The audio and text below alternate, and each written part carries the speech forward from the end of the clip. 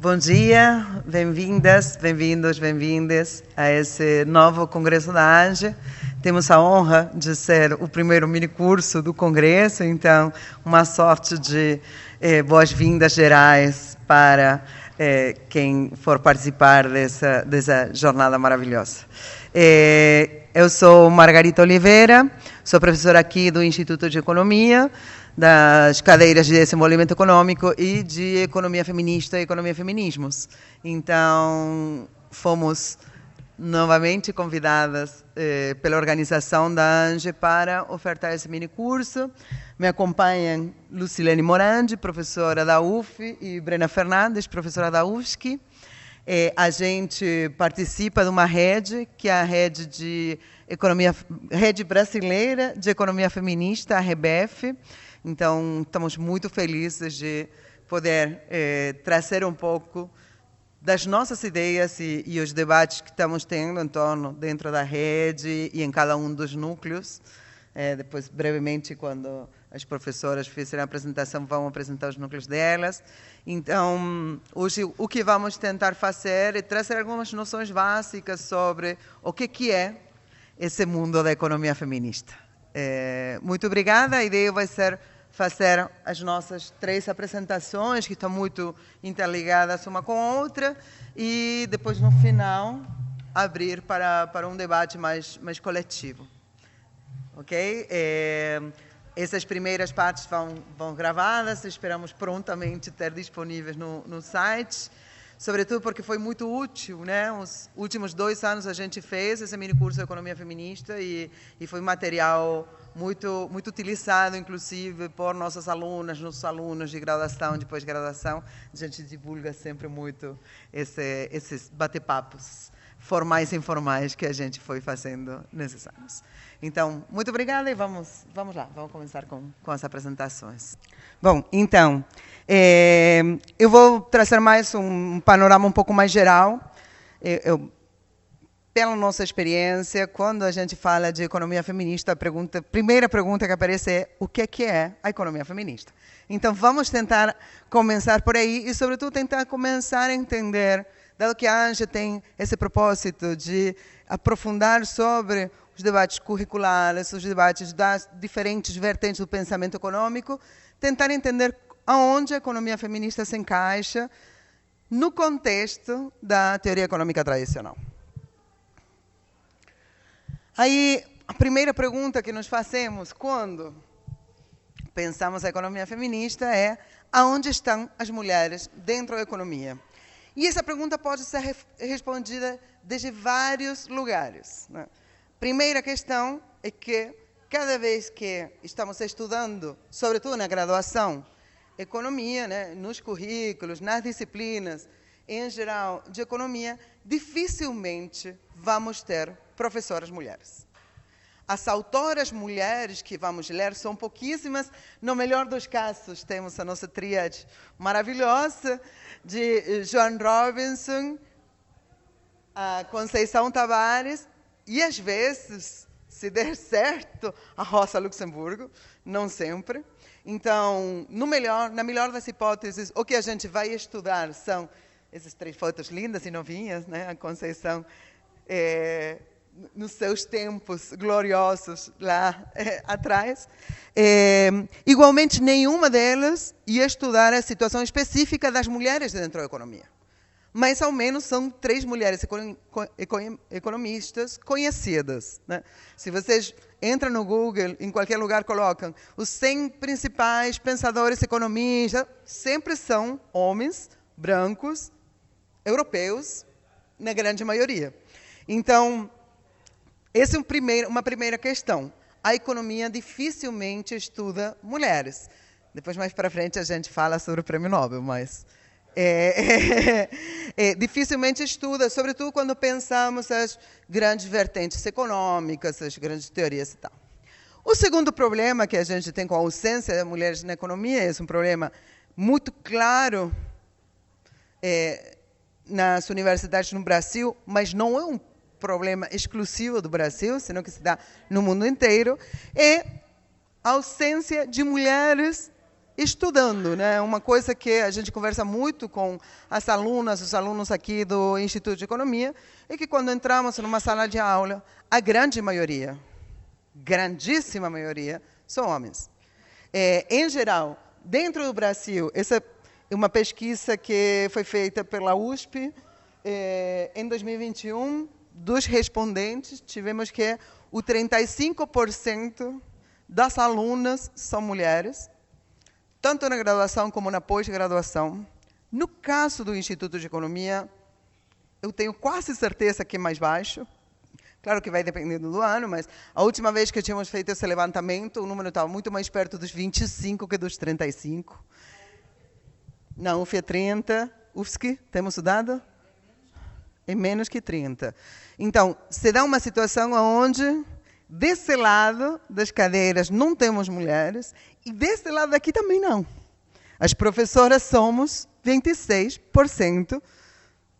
Aí sim, o IE está bem dentro dessa porcentagem, 26, 27. Então, as mulheres estamos pouco dentro do estudo da economia, da formação de conhecimento da economia e da produção de conhecimento, né? Poucas teóricas mulheres, poucas alunas mulheres, poucas professoras mulheres. Isso por que seria um problema? Porque podemos pensar, não, está bem, mulher gosta menos de economia, então, problema dela, se prefere estudar serviço social. Mas justamente, digo serviço social, educação, né? Eu amo serviço social, por favor. Mas, em geral, são as carreiras associadas com mulheres. Então, justamente isso. Temos uma situação onde se associa o feminino com determinadas carreiras, com determinadas ocupações, com determinados espaços na vida econômica. Em geral, são os espaços de cuidados, né? As mulheres, e isso vamos discutir amplamente depois, teríamos supostamente essa tendência natural a gostar mais de e a ser melhores para lavar a louça, cuidar das crianças e estudar enfermagem do que economia, engenharia, matemática. Obviamente a gente discorda com essa visão, vamos discutir depois. Mas o problema principal de ter essa situação, né, a ausência de mulheres dentro da produção teórica e a ausência de mulheres nos estudos, faz com que a economia não pense as mulheres como um sujeito social, político e econômico. Então, a economia não dialoga com o que significa o papel das mulheres dentro desse processo de acumulação, desse processo de distribuição, circulação de mercadorias, etc. A teoria econômica, economia 101.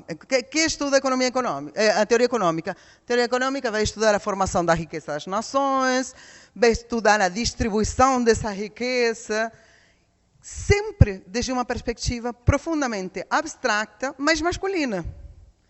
Essa ideia do homo econômicos que a gente tem tanto na cabeça, que tanto falaram para nós sobre ele, é um homem branco, cis, heterossexual, com um esquema determinado de vida, de inserção, de poder, de etc, etc. Mas se consideram essas categorias criadas e constituídas a partir dessa figura, desse objeto de estudo, como categorias universais. Então, a teoria econômica, que se planteia como uma teoria geral, como uma teoria do comportamento humano, das decisões econômicas dentro da sociedade atual, é uma teoria que está olhando para uma realidade que é a realidade de uma fração não maioritária, aliás, da população, que são os homens brancos. Quando se pensa a esfera da produção, quando se pensa a esfera da distribuição, em geral se pensa aos trabalhadores homens, né, os proletários, o corpo proletário é um corpo masculino. Quando se estuda a esfera da circulação e a teoria do consumo, são homens consumindo, são gostos e preferências desses homens, né, desse ser universal e abstrato. Enquanto, e outro ponto fundamental da economia é que a economia vai estudar pura e exclusivamente os mercados, o que acontece dentro dos mercados. Enquanto tudo que é extramercado, tudo que vai acontecer por fora desse mercado para subsistência, consumo, cuidados, etc., não vai ser considerado para nada pela teoria econômica. E o problema é que essa reprodução da vida não é feita igualitariamente entre todos os habitantes dessa terra, senão que existe um peso muito maior, uma sobrecarga nas costas das mulheres da realização dessas tarefas. E a realização dessas tarefas, como vamos ver, vai implicar, vai ter efeitos sobre o papel dessas mulheres no resto da sociedade e da economia também. Nesse sentido, a inserção vai ser completamente diferenciada. Aí, então, parando um pouquinho nesse primeiro aspecto que eu mencionei, teoria econômica. Dentro da teoria econômica, a gente sabe, temos várias vertentes diferentes, não vamos pensar em todas elas, mas podemos dividir em dois grandes grupos, né? O que seria a economia política e a ciência econômica. Pensando no que foi a contra-revolução, né, nos debates da transformação da ciência econômica.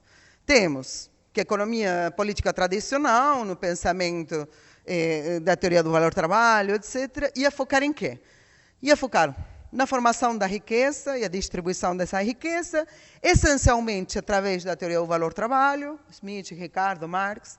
Dentro dessa teoria do valor-trabalho, o foco vai ser o trabalho mercantil, vão olhar a esfera mercantil, e o conflito de classe como base dessa distribuição. Mas o conflito de classe entre trabalhadores e capitalistas. E os trabalhadores, de novo, são homens brancos europeus, né? A figura do trabalhador mercantil, desse corpo proletário, é claramente tem um sexo, tem uma raça, tem uma história, tem um pertencimento, uma localização geográfica. E é isso que está acontecendo dentro da esfera de produção, sobretudo se pensamos que são teorias do 1800, final do 1700, etc., né? Estão pensando a essa realidade europeia. Para o Smith, por exemplo, o salário do homem deve garantir a subsistência de todo o núcleo familiar. Então, quando colocam a mulher, porque não é que não olham para as mulheres, mas não colocam as mulheres como um sujeito econômico. Inclusive, Marx, quando junto com Engels escrevem A Origem da Família, a Propriedade Privada e o Estado, falam sobre trabalho doméstico, sobre o fardo do trabalho doméstico, sobre como o trabalho doméstico implica uma forma de apropriação, a primeira forma é propriedade privada, o Engels vai falar. Não é que não consideram, mas desconsideram todas essas relações para a análise econômica de acumulação que estão fazendo.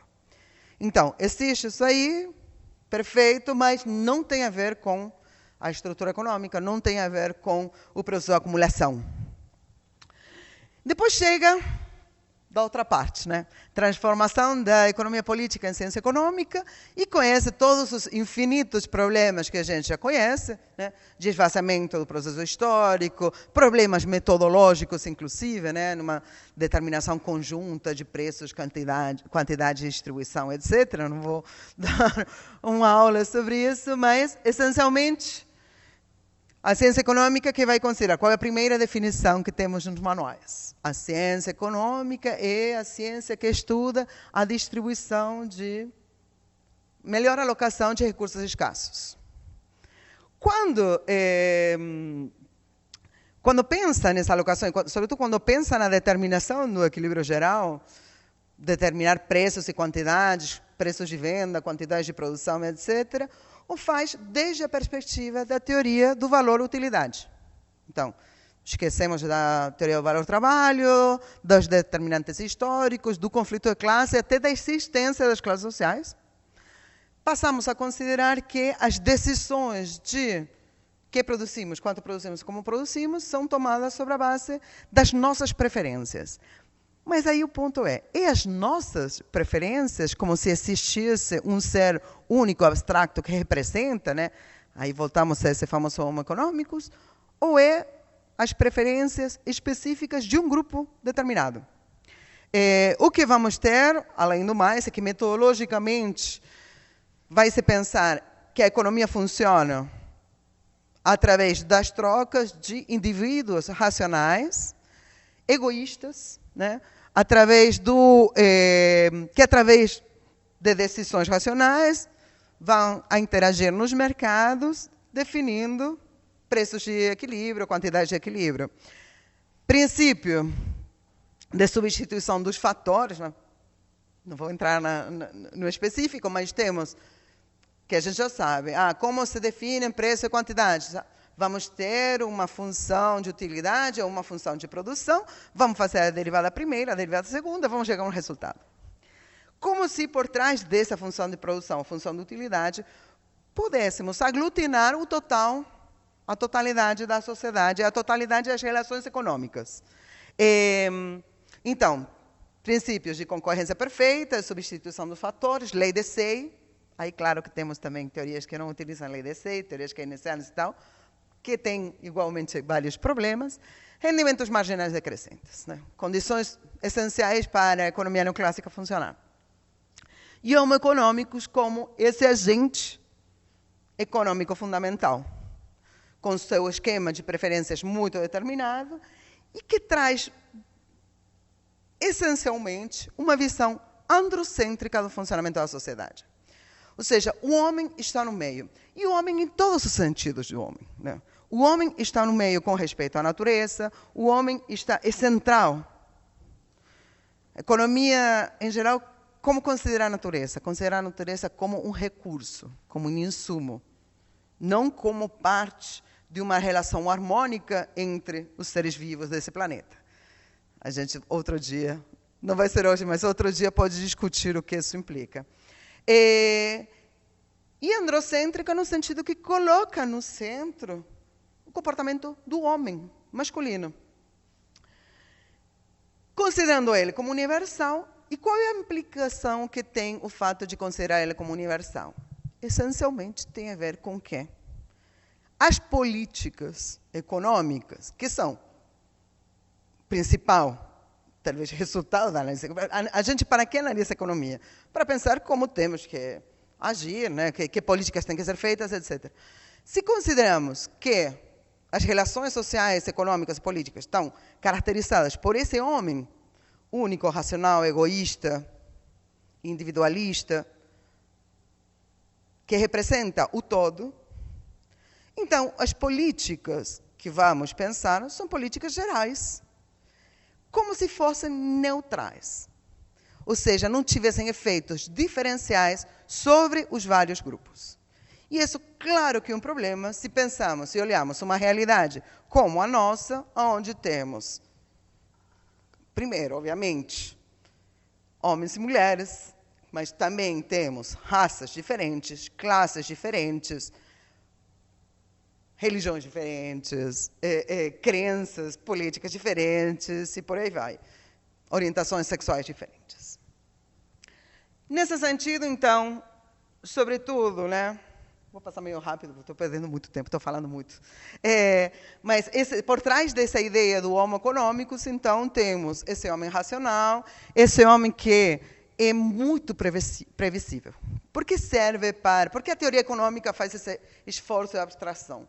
Porque precisa sintetizar facilmente, com lindas fórmulas matemáticas, como vai se comportar a humanidade, como se isso for possível.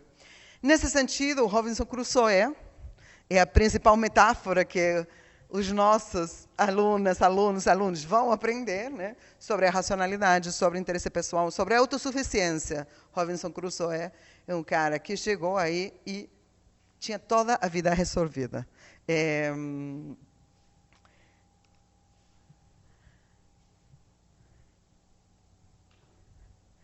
Aí aparece, então, a nossa visão sobre o mundo, né? Vamos ver, e a teoria hoje, que é a teoria dominante, a teoria neoclássica, vai justamente pensar a um sistema capitalista, especificamente os mercados, as relações entre os mercados, vai definir a partir disso o que se produz, como se produz, quanto se produz, a que preço se vende, a que preço se compra, e vai definir a partir disso as agendas de política econômica, que, como falamos, se consideramos seres abstratos, universais, as agendas de política econômica são abstratas e universais. De fato, quando temos políticas, quando se fala, não, temos políticas de gênero, temos ações afirmativas, que são muito específicas. Em geral, as políticas de gênero são violência. Vamos destinar dinheiro à violência, vamos destinar dinheiro. Não tem a ver com o papel econômico da mulher. Só em alguns casos, meio marginalmente, e depois de muitos anos de luta. Então,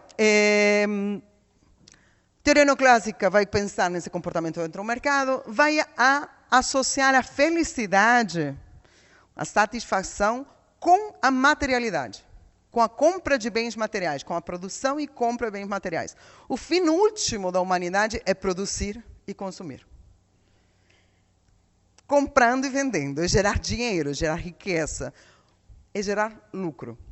O problema disso tudo é aonde ficam as mulheres, que desde o início do capitalismo tivemos completamente limitada a nossa capacidade de gerar dinheiro. Simplesmente porque o nosso papel intensificado nessa transição do feudalismo para o capitalismo foi sempre aquele de cuidar dos outros, de cuidar da família, de gerar a força de trabalho e a continuidade dessa força de trabalho gratuitamente. Então, as mulheres somos as únicas que, dentro de uma sociedade que tem como principal objetivo o lucro, o principal objetivo o ganho, o dinheiro, a compra material de bens, somos as que fomos excluídas dessa possibilidade. Não existe coisa menos individualista e egoísta que o trabalho da mulher. As mulheres somos altruístas, então estamos fora desse homo econômicos. Aí, então, a economia feminista vai disputar muito com essa ideia de lucro como fim último da felicidade, como fim último da realização humana.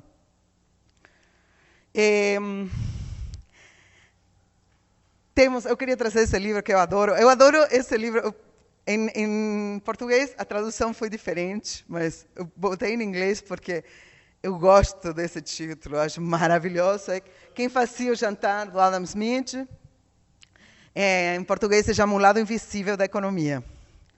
Perderam muito na tradução. Em espanhol, deixaram Quem Hacía la Cena, de Adam Smith, porque tem muito a ver com isso, né? Todos os economistas estão falando, chega o homem econômico, chega o Robinson Crusoe na ilha, está aí. Quem fazia o jantar dele? Quem resolve? Quem limpa a casa? Essa casa de palha que ele fez? Quem limpa? Quem organiza? Quem pega o peixe e limpa o peixe para preparar para cozinhar? Esse trabalho nunca é considerado. Né? Então, e a mulher recebeu isso como tarefa. Nós temos que cuidar dos outros. O que significa receber isso como tarefa? Se deram uma série de questões, de determinações sociais, culturais, né? Através de vários canais diferentes, construção de figuras, de imagens de mulheres associadas com esse cuidado. Essa ideia que as mulheres não somos boas para matemática, mas somos muito boas para cuidar. Então, serviço social, então enfermagem, então professoras de creche, de escola, é porque seria a nossa natureza. Eu não trouxe hoje, porque não temos tempo suficiente, mas no curso eu desenvolvo muito as falas dos economistas do século XIX e do século XX também, sobre as mulheres e qual era o papel das mulheres. A principal crítica era que se as mulheres entravam no mercado de trabalho, elas eram as culpadas pelas mortes infantis. Você tinha um problema terrível no início do capitalismo, de um aumento grande da mortalidade infantil. E a culpa era que as mulheres não estavam se dedicando o suficiente ao trabalho. Nunca a culpa era que os salários eram péssimos, que as condições de vida eram péssimas. Sempre a culpa era que as mulheres não cuidavam. Até aqui no Brasil, por exemplo, nos anos 30, quando se deram grandes processos de greves, né? No setor textil, sobretudo, São Paulo, Rio de Janeiro, o setor textil, historicamente, tem uma participação feminina muito alta, as costureiras da vida inteira. Os sindicatos sempre foram dirigidos por homens, e a pauta do sindicato do setor textil era que as mulheres ficassem em casa. Sobretudo com essa desculpa. Não, porque mulher aqui joga para baixo o salário, porque ela sempre ganha menos. E, sobretudo, se elas estão aqui, quem cuida dessas famílias? Tem que ser os homens que têm que ficar para cuidar. Então, existem inúmeras formas através das quais fomos educadas para criar, para cuidar. Como se for parte da nossa natureza. Mas quando a economia vai estudar o funcionamento social, a parte realizada gratuitamente e doméstica não aparece.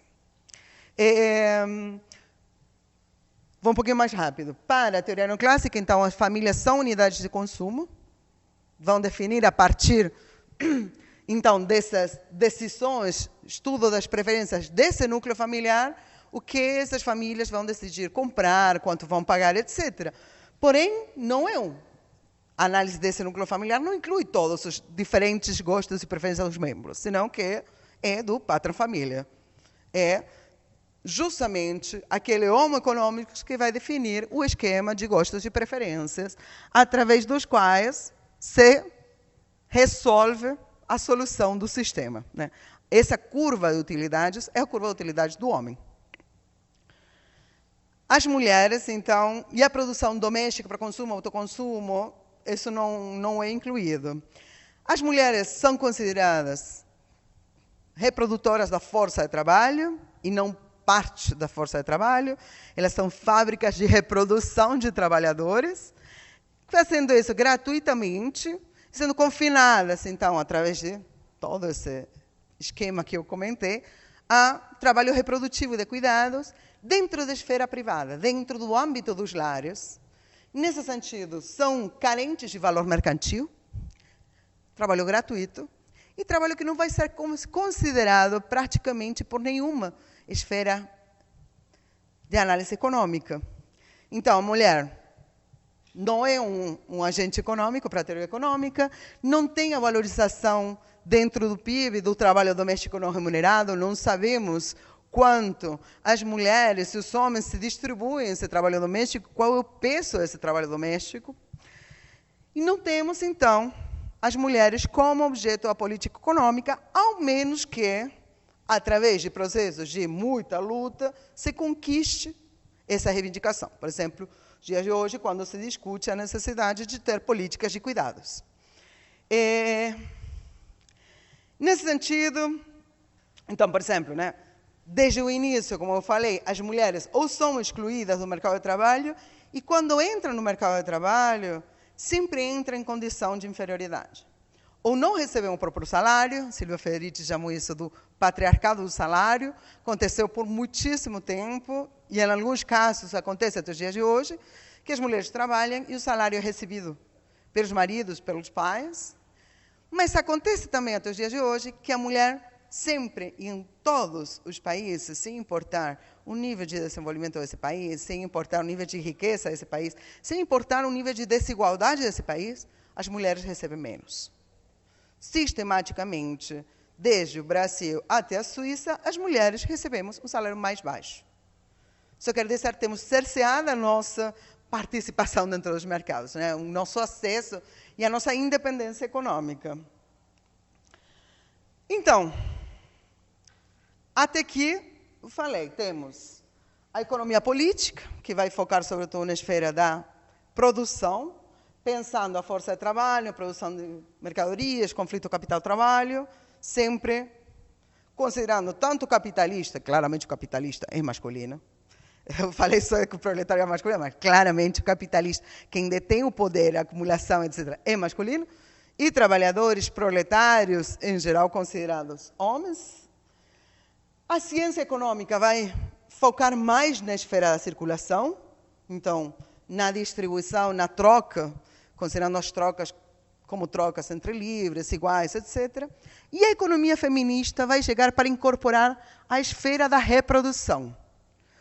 Tudo o que acontece para garantir esse fluxo contínuo de força de trabalho, sem o qual não existiria economia.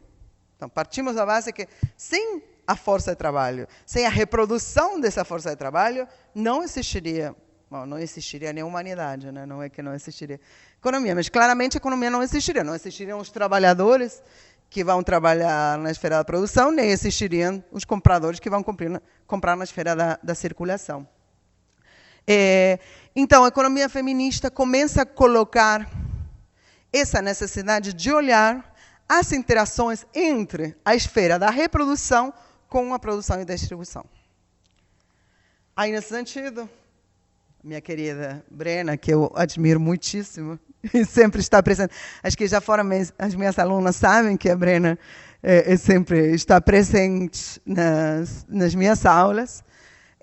Ela vai falar num texto maravilhoso sobre críticas metodológicas à economia e à formação da economia feminista, que, segundo a ótica da economia feminista, a fim de compreender verdadeiramente a dinâmica econômica e as desigualdades de gênero a elas subjacentes, é imprescindível compreender os vínculos e as interferências recíprocas que existem entre a produção de pessoas e a produção de mercadorias.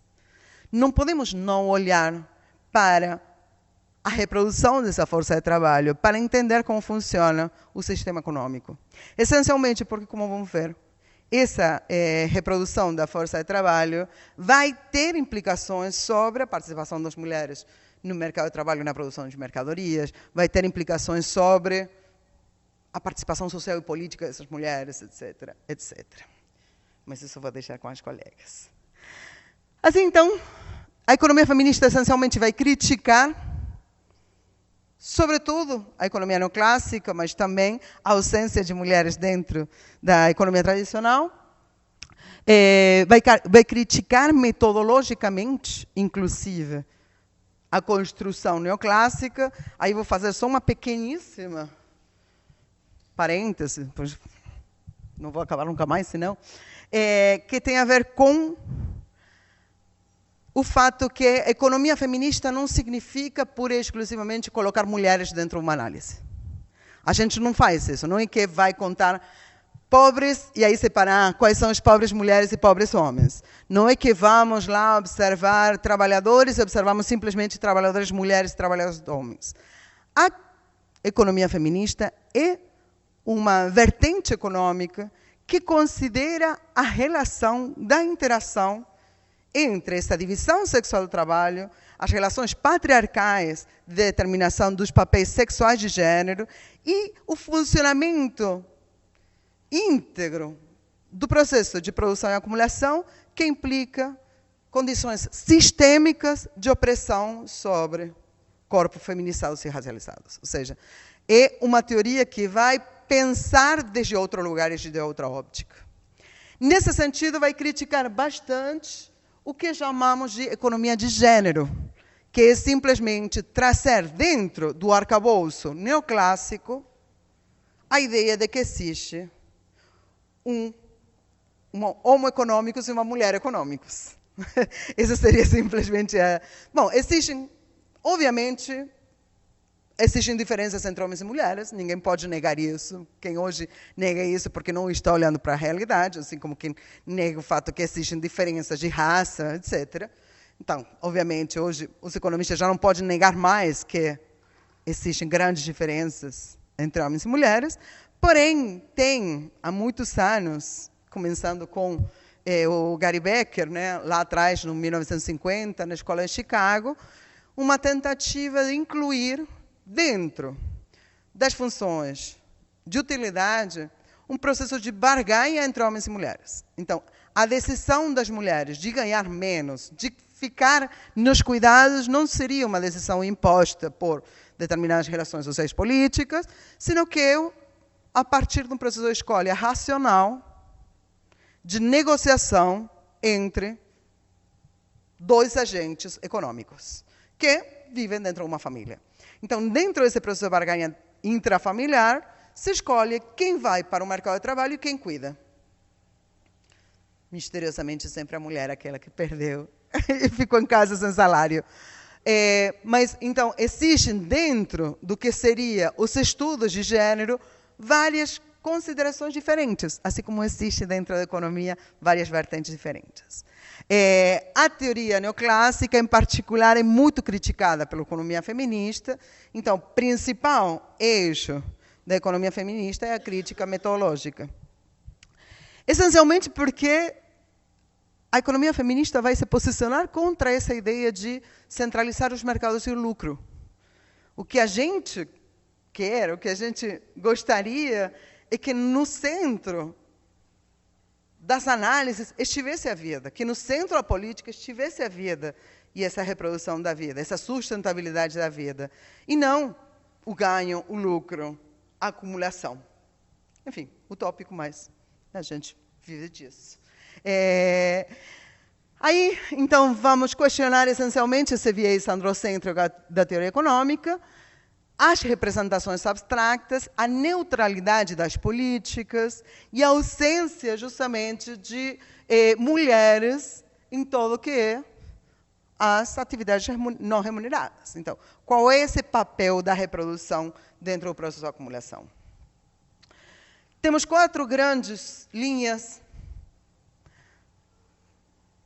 Isso foi aumentando até, mas podemos encaixar tudo o que a gente faz em 4 grandes linhas de estudo. Mas primeiro eu queria começar com a definição da Corina Rodrigues Henriques, 2015, de que a economia feminista se caracteriza por colocar a sustentabilidade da vida no centro da análise, descentralizando os mercados. Consequentemente, o objetivo do funcionamento econômico, deste ponto de vista, não é a reprodução do capital, mas sim a reprodução da vida, como falei antes. Nesse sentido, das grandes 4 linhas, temos uma primeira, que é a crítica à economia neoclássica, que essencialmente vai buscar fazer tanto uma crítica metodológica, quanto uma recuperação das mulheres que estudaram, que produziram conhecimento sobre participação das mulheres no mercado de trabalho, sobre participação das mulheres no mundo sociopolítico-econômico, ou seja, existem várias contribuições, além da Conceição, Roça e João Robinson, que falaram sobre mulheres, que trouxeram essa realidade das mulheres. Tem todo um grupo que está tentando recuperar essa história do pensamento das mulheres. Essa construção de pensamento teórico, muitas vezes associado a não, eram os maridos, na verdade, que estavam por trás. Não, na verdade, era a influência do mestre, né? Quantas vezes ouvimos que as ideias de Joan Robinson não eram dela, senão que eram as ideias do Keynes, as ideias do marido. Mesmo agora, no Prêmio Nobel, que eu estou falando sem falar e critico sem criticar, a primeira coisa que circulou era que não, que na verdade o marido dela tinha sido, né? Sempre aparece com economistas mulheres, quando tem alguma colocação importante, primeira coisa que aparece é, não, deve ter sido. Porque a conceito em geral é que as mulheres somos idiotas. O sistema capitalista funciona sobre essa base. As mulheres somos menos inteligentes. Isso faz parte dessa construção de que as mulheres não podemos fazer economia, fazer ciência, fazer... mas, enfim. Uma segunda linha de pesquisa muito importante, talvez das mais conhecidas, é a participação da mulher dentro do trabalho, tanto remunerado como não remunerado. Aí se abrem 2 grandes linhas de pesquisa, que é justamente o trabalho de cuidados, trabalho doméstico e de cuidados não remunerado, e as segregações dentro do mercado de trabalho. Não vou falar muito, porque as minhas amadas colegas vão focar nisso. Depois temos uma linha que é um pouquinho mais recente, né? Estão falando que a economia feminista, eu esqueci de falar isso, começa com força nos anos 90, já existe, né, algumas contribuições desde os anos 70 e 80, nos anos 90 se constitui a IAF, que é a Associação de Economia Feminista, lá nos Estados Unidos, e a partir de aí começam a circular vários artigos, publicações, e até os congressos e a revista da economia feminista. Recentemente, então, aparece mais uma macroeconomia de gênero vinculando estudos de comércio e gênero, estudos de desenvolvimento e gênero, estudos sobre globalização e o efeito da globalização, de políticas de austeridade, das crises econômicas, né, sobre a vida das mulheres. Então, essa não neutralidade que eu falei antes, muitos estudos sobre financiarização, por exemplo, e o efeito da financiarização sobre as mulheres, sobre a pobreza. E, por fim, um grupo muito importante, que é o estudo sobre políticas econômicas. Então, construção de políticas econômicas com perspectiva de gênero. Construção de políticas econômicas, por exemplo, de cuidados, ou, por exemplo, de orçamentos sensíveis a gênero, ou, por exemplo, assim, de várias contribuições diferentes. Eu acho que eu falei sem passar todos os slides, mas não importa, porque eu já falei isso tudo.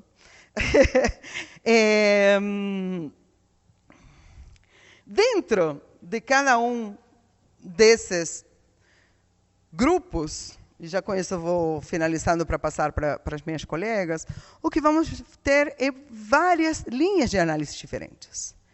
A economia feminista é ainda um processo, uma linha de pensamento em construção. E dentro da economia feminista, se incluem várias visões diferentes, né?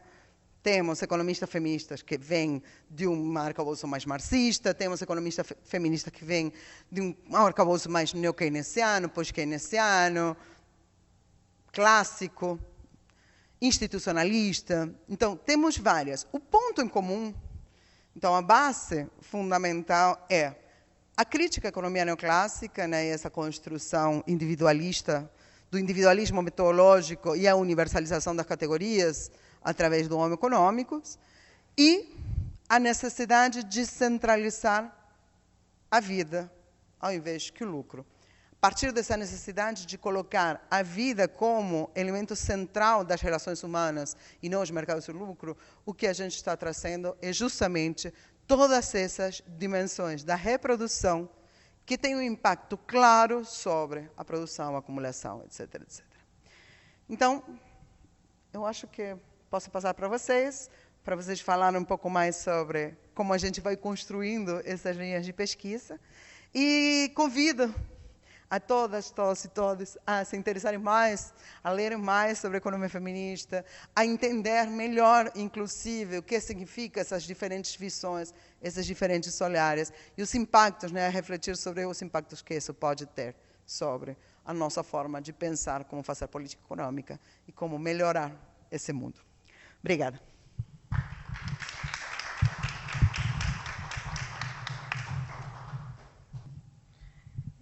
Então, bom dia a todos, todas. É um prazer enorme para mim estar aqui, uma alegria, assim, tripla alegria, porque eu estou voltando para casa, eu me formei aqui, então essas salas são muito conhecidas para mim. Alegria de conhecer as minhas colegas que eu só conhecia pelo videozinho, então, pessoalmente, agora, a gente vai ter uma interação muito mais profícua, né? E a alegria de estar aqui, nesse momento, presencialmente, participando, compondo esse minicurso. Para mim, é um motivo de enorme satisfação e gratidão também pela ANGE, pela presidência da ANGE, pelo professor Paulo, que oportunizou isso para a gente desde 2020, foi a primeira edição. 2020, que eu participei, sim. Sim, e abraçou a causa da economia feminista de uma forma assim, extraordinária, e para a gente é motivo de grande alegria estar lançando também essa página da rede, né? Então, meu nome é Brena, né? Eu sou professora da UFSC, eu sou também coordenadora do Núcleo de Estudos em Economia Feminista, que foi formado assim, institucionalmente finalizado em 2020, um pouquinho antes da pandemia, em fevereiro. Já vinha estudando e pesquisando sobre esse assunto há vários anos, e aí isso foi uma consolidação assim, de um trabalho já mais antigo, né? Mas, então, hoje, o que eu pensei, eu esqueci de colocar aqui, mas a gente tem, então, um canal do YouTube, NEF, UFSC, a gente tem, que tem uma página na nossa página institucional na UFES, que é além da página do CNPq, né, dos grupos de pesquisa. Então, lá tem bastante coisas agora vinculadas à REBEF, onde a gente tem as nossas linhas de pesquisa, que são 7, um pouquinho mais discriminadas do que aquelas 4 que a Marga colocou, né, em linhas mais gerais. E uma delas é essa linha de a questão das mulheres no mercado de trabalho, que é uma questão clássica para a economia feminista, né? Mas não é a única também, tem um desdobramento e irradia para muitas áreas, inclusive da perspectiva histórica, como também a Marga referiu, né? A gente pode examinar como é que a mulher foi vista no pensamento econômico clássico, neoclássico, tratada ou não tratada, e a gente também tem as mulheres que foram invisibilizadas na história. As mulheres sempre existiram, sempre tiveram presente, sempre escreviam anonimamente, escreviam sob pseudônimos, mas esse trabalho agora começa a ser resgatado, recuperado e trazido à luz, né? Então, uma das nossas linhas de pesquisa também é a questão das mulheres na história econômica, e a gente tem uma playlist do YouTube com várias aulas que foram gravadas, acho que em 2020, também para quem tiver interesse, tá? Então, agora, entrando na nossa questão mais específica, a Marga referiu esse ponto de gravidade, que eu acho que é a questão central em torno da qual todas as demais questões vão ter que fazer referência em algum momento, que é a questão do trabalho doméstico invisível, né? Também chamado de trabalho de cuidado. Então, tem algumas linhas teóricas que dividem entre afazeres domésticos, que são aqueles relacionados especificamente à casa, os cuidados com a casa e animais domésticos, e chamado caring labor, né, o trabalho de cuidado, que estaria direcionado especificamente a pessoas, e tem outras linhas que chamam tudo de trabalho de cuidados, tá? Então, depende. Mas é um montante gigantesco de trabalho que é invisível em 2 sentidos principais. Primeiro, que ele está sendo realizado no interior das residências, ninguém está vendo esse trabalho sendo feito, né? Mas tem gente cozinhando o jantar do Adam Smith, muito embora ninguém fale nisso. E é um trabalho não pago, então ele também é invisibilizado do ponto de vista econômico. Como ele não recebe uma contrapartida financeira, é como se ele não existisse de fato. Para os clássicos, para os neoclássicos e para todas as outras correntes teóricas, sejam elas ortodoxas ou heterodoxas. Então, a crítica que a economia feminista vai fazer, ela é transversal às teorias econômicas, não só neoclássica e clássica, mas também, em diferentes medidas, a keynesiana, a institucionalista, a economia marxista, em pontos para os quais essas análises foram cegas, que são as questões que são mais centrais para a economia feminista, tá? É essa questão do trabalho reprodutivo, e ela vai repercutir, então, no mercado de trabalho muito fortemente. Então, essa minha apresentação ela está baseada nesse artigo que foi publicado em 2019. Tá? Então, eu vou falar sobre trechos desse texto que está disponível na internet, está aí a referência, cujo título é Teto de Vidro, Piso Pegajoso e as Desigualdades de Gênero no Mercado de Trabalho Brasileiro à luz da economia feminista. Porque as iniquidades persistem. Então, no texto, ele está dividido numa primeira parte mais teórica, conceitual, e a segunda parte, que é a aplicação para o caso brasileiro. Como ele já está um pouco antigo, os dados estão defasados, e a Lucilene vai falar sobre os dados mais atuais, ela vai ficar com essa parte empírica, e eu vou me concentrar nas questões teóricas, tá? na abordagem teórica, e de onde vêm os problemas, quais são as diferenças da economia feminista face à economia de gênero. Então, pontuar algumas questões que são importantes. Tá? Eu não vou falar do caso brasileiro, então. Vou falar só sobre a primeira parte, problemas típicos das mulheres no mercado de trabalho sob a ótica da economia feminista. Então, a gente tem 2 grupos de questões aí importantes. A primeira delas são os gaps salariais por gênero, né? Que é uma questão econômica que ou as demais teorias não estão interessadas, fazem de conta que não existe, ou se dizem que existe, a explicação é alguma coisa que é completamente estranha para a gente. Não concordamos que as mulheres, por exemplo, tenham feito um cálculo lá de maximização da utilidade esperada e tenham chegado à conclusão que é melhor elas se concentrarem lá nos empregos que pagam muito pouco. Não é isso que a gente acredita que tenha acontecido, acreditamos em outras coisas, né? Então, existe esse fenômeno, as mulheres ganham, em média, menos do que os homens, e Isso é uma coisa, tá? Porque aí a gente não está discriminando qual o trabalho. A segunda questão é que, mesmo no mesmo trabalho, com iguais níveis de formação, o salário das mulheres é menor do que o salário dos homens. Essa é uma outra questão correlata, né? Deixa eu não me perder aqui, porque é muita coisa. Então, tem os gaps salariais e tem a segregação ocupacional por gênero. Ou seja, esse fenômeno que as mulheres tendem a se concentrar em trabalhos que são trabalhos caracterizados como femininos, socialmente falando, historicamente falando, e não por acaso esses trabalhos, de uma certa maneira, eles replicam aquelas atividades que as mulheres já desempenhavam tradicionalmente no interior das residências. Então, vai ser um espelho daquilo que elas sempre fizeram, só que agora elas vão fazendo no mercado de trabalho, ganhando muito pouco e estando segregadas nessas áreas. Esse é o fenômeno da segregação ocupacional, que pode se desdobrar em duas faces. Ele pode ser horizontal ou vertical. A segregação ocupacional do tipo vertical é aí que a gente vai enquadrar as metáforas do teto de vidro e do piso pegajoso, sobre a qual a gente vai falar mais um pouquinho, tá bom?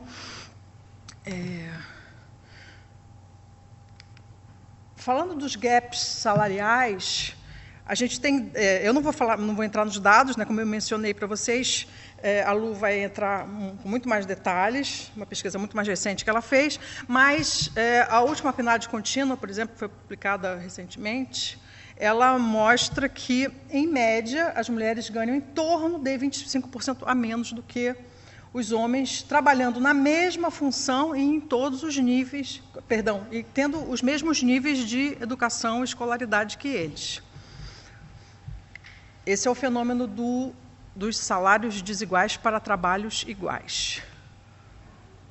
E um outro dado importante, interessante, né, e aparentemente sem muita explicação, é que, à medida que quanto maior é o nível escolar e o cargo dentro da empresa, maior será a diferença salarial. Entre os cargos de direção, gerência e chefia, os salários delas chegam a ser 61,9% dos salários deles. Então, por que isso acontece, né? Essa é uma pergunta que merece uma resposta adequada do ponto de vista econômico, né? A gente também, recentemente, teve aprovado a Lei 14.611 de 2023, que ela está em vigor desde o dia 4 de julho, é a Lei da Igualdade Salarial, que, pela primeira vez na história, prevê sanção para aqueles empresários que, comprovadamente, estiverem pagando salários diferenciados, estiverem pagando salários diferenciados em função de gênero, raça, tal. Isso não existia antes. A sanção existia, a proibição de que isso acontecesse, mas não existia uma lei prevendo multa. Okay? E agora isso existe, ultra recente, há poucos meses, né? Razões para os gaps. Por que isso aqui acontece? Sim. Esse é um fenômeno que não é brasileiro, ele não é típico, os gaps salariais, né? Essa diferença, defasagem, esse preconceito de gênero no mercado de trabalho. Eles existem em todo o mundo, não só no Brasil, não só nos países em desenvolvimento, não nos países muito pobres, mas nos países muito ricos, inclusive nos países desenvolvidos, existe o fenômeno acontecendo. Na Suécia, na Suíça, na Dinamarca, a diferença vai ser o tamanho do gap. Lá o gap vai ser menor do que aqui. E vai ter lugares que ele vai ser maior do que aqui. Mas o gap é transversal. Okay?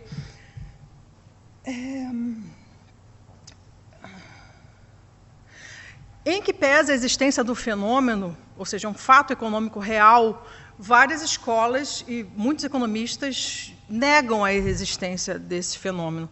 É bastante comum, eu não sei agora, depois do Prêmio Nobel, em que pese todas as qualificações que a gente e todas as críticas que a gente possa tecer ao tipo de abordagem que foi feito pela laureada Nobel, a gente agora acho que vai ficar mais difícil para essas pessoas defenderem isso a plenos pulmões, vão ter que pensar duas vezes, vão ter que falar mais baixo, sabe? Porque dizer que não existem os gaps é uma coisa assim, não querer ver a realidade, sabe? Não discutindo aqui quais são as causas dos gaps. Tá, qual é a nossa diferença, então, da abordagem feminista para as abordagens tradicionais, estas, que incluem mulheres, mas que não mudam a lógica do raciocínio, né? Incluem na explicação algumas coisas que são muito importantes para a economia feminista, que é a questão do trabalho reprodutivo, né?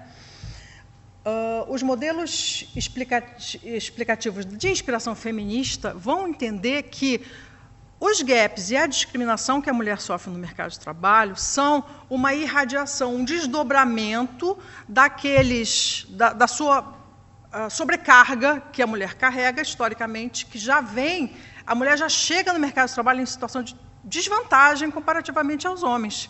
E os empresários sabem disso, né? Então, elas têm mais dificuldade para encontrar empregos. Quando elas encontram empregos, elas precisam que uma série de pré-requisitos sejam satisfeitos. Por exemplo, as mulheres tendem a procurar empregos mais próximos das suas residências. Por quê? Porque elas vão ter que sair correndo para buscar a criança na creche, vão ter que... Não pode estar 2 horas de distância do trabalho. Elas tendem a preferir trabalhos a tempo integral, a tempo parcial, e isso, por um lado, é uma vantagem, porque eles costumam ser mais flexíveis, mas, por outro lado, é uma desvantagem, porque eles estão associados também à falta de cobertura social, né? Então, as mulheres não costumam aceitar trabalhos em que precisam fazer horas extras, as mulheres não podem viajar de fim de semana, porque elas têm as obrigações na casa, do marido, dos filhos. Então, ela tem uma série de restrições que os homens não têm, porque eles não são responsáveis por esse tipo de trabalho. A responsabilidade recai sobre os ombros das mulheres. Já chegam no mercado em completa situação de desvantagem e sofrem discriminação por gênero por isso. Então, os empresários já olham para as mulheres diferente, né? Já discriminam a entrada delas, o acesso delas a alguns cargos elas não podem ocupar, porque eles preferem os homens. E, além disso, elas também vão ser segregadas porque elas não têm uma escolha livre, elas não podem ocupar um cargo, um trabalho que é socialmente visto como masculino. É uma barreira invisível, né? Então, as mulheres tendem também a escolher carreiras que socialmente são reputadas como carreiras femininas, por isso que elas vão se concentrar lá naquelas áreas que replicam os trabalhos de cuidados. Então, mulheres se concentram, vão ser, simplificando bastante para vocês entenderem, né?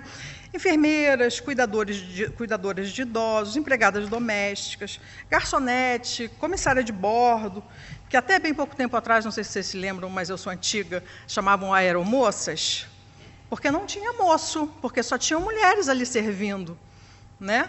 Eu vi no voo pensando nisso. Olha, agora está mudando há pouco tempo atrás, não tem mais de 10 anos isso, que estão começando a aparecer homens nessa função. E até mudou o nome, não chama mais aeromoça, virou até uma coisa meio ofensiva. Agora é comissária de bordo, porque existem os comissários homens, né?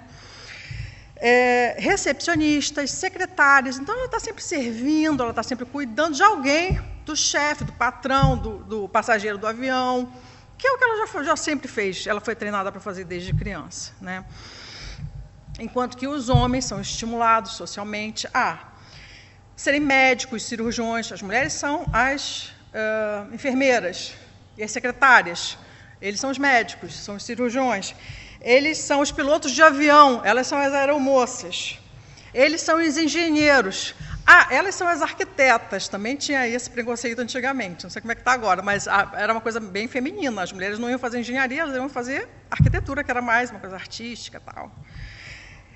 Os homens vão ser astronautas. As mulheres, pergunta para uma menina o que ela quer ser quando crescer, ela não vai dizer que ela quer ser astronauta, né? É muito difícil. Então, existe todo um estímulo social, histórico, para que homens e mulheres se dirijam para determinadas funções no mercado de trabalho, e isso também vai repercutir no salário que elas vão conseguir oferir no final do mês, né? E como é que elas vão conseguir se inserir nesse mercado.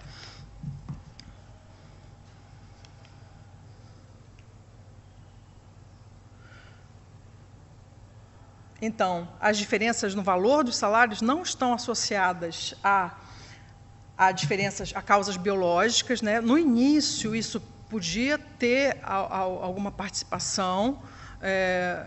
No início, pensando na fase da industrialização, onde as máquinas eram mecânicas, eles demandavam força física, então podia ser que as mulheres conseguissem produzir menos por dia do que os homens, então por isso, de certa forma, justificava um salário menor, pela menor compleição física das mulheres, mas hoje em dia isso já não tem mais sentido, já não tem mais respaldo.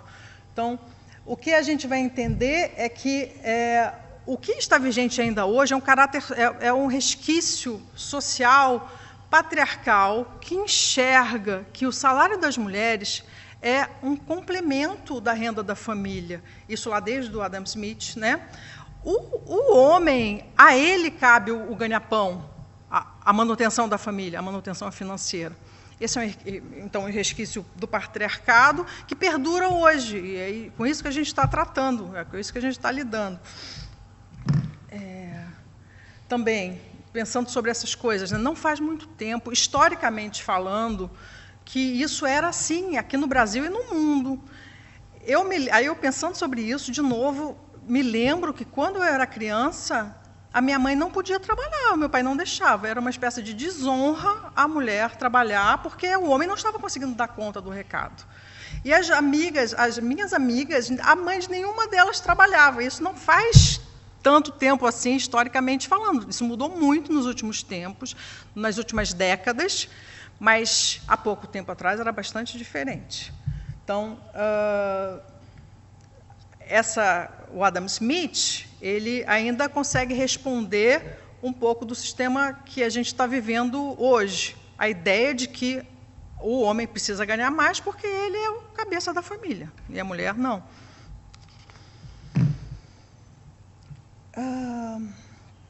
Estudos nessa área vêm mostrando que existem algumas manifestações específicas de desigualdade de gênero no mercado que ocorrem e que estão determinadas pela influência de dois fatores interrelacionados. Um é a discriminação que é própria do mercado de trabalho, que eu já referi antes, né? E o dois, que é o sistema produtivo imbricado no sistema reprodutivo. São as obrigações da mulher na casa, que, de certa forma, justificam também todas as desvantagens com as quais ela já vai chegar no mercado de trabalho. Essa é a ótica da economia feminista, tá? Agora, eu vou falar um pouquinho sobre a questão, essa foi a primeira parte dos gaps salariais. Agora, a questão da segregação ocupacional, né? Como é que elas já adiantei algumas coisas, mas como é que elas estão caracterizadas no mercado de acordo com segregação, que pode ser de dois tipos, a horizontal e a vertical. Quando a gente fala de segregação ocupacional por gênero do tipo horizontal, significa que homens e mulheres estão trabalhando majoritariamente em ocupações distintas, como eu falei, né? As ocupações masculinas, e tipicamente femininas. Isso vai acontecer a partir já da faculdade, como a gente vai ver nas proporções em que as mulheres estudam economia, por exemplo. Quantas vão se formar aqui e vão ser economistas? A economia ainda é vista como uma profissão bastante masculina, né? Então, se menos de 30% conseguem se formar, a gente está em desvantagem no mercado de trabalho também, por conta da discriminação por gênero, carreiras masculinas versus carreiras femininas.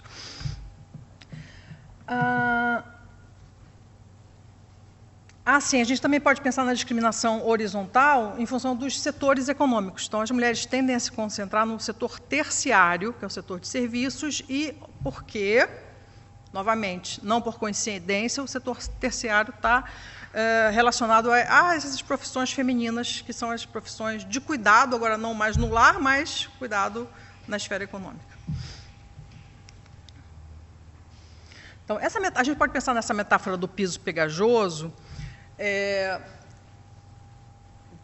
em dois sentidos. Num sentido que elas estão grudadas ao solo, mulheres é difícil delas saírem dessa situação de estarem segregadas nessas ocupações que pagam menos, E não é por acaso que elas pagam menos, é porque também a gente pode pensar num outro nível de discriminação. As profissões que pagam mais, também não coincidentemente, são aquelas que outorgam aos homens que as ocupam maior poder, prestígio, e a contrapartida financeira é só um desdobramento, é uma camada a mais, né?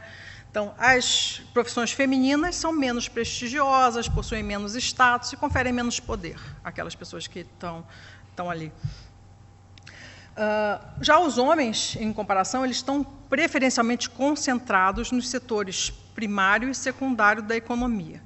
Isso com relação a que são aqueles setores que pagam mais e que têm maior prestígio, poder também associados a eles. Então, metáfora do piso pegajoso já falei, menos valorizados economicamente. Agora, vamos dar uma olhadinha na segregação ocupacional por gênero vertical, que diz respeito ao fato de que a maioria dos trabalhadores que ocupam os postos mais elevados de determinada profissão é formada por homens. Agora, se a gente olhar para a economia não como profissões típicas masculinas ou femininas, mas pega uma profissão só e olha para as carreiras, à medida que a gente vai ascendendo na carreira, a quantidade de mulheres vai diminuindo, tá? Porque é difícil delas romperem essa barreira invisível que é o teto de vidro. Tá? Tem alguma coisa que está impedindo elas de passarem. Ninguém está vendo, mas elas não conseguem subir. Por quê? Novamente, porque elas têm toda a contrapartida, todas as obrigações na casa. É difícil para uma mulher dedicar a quantidade de horas, vamos pensar na carreira acadêmica, que um homem dedica, porque ela tem a dupla jornada, ela tem a tripla jornada, ela tem outras coisas para cuidar e para... ela não pode ficar produzindo artigos 24 horas por dia, né? Porque ela que está fazendo o jantar do Adam Smith, me lembro disso. Então, essa é a questão do teto de vidro, né?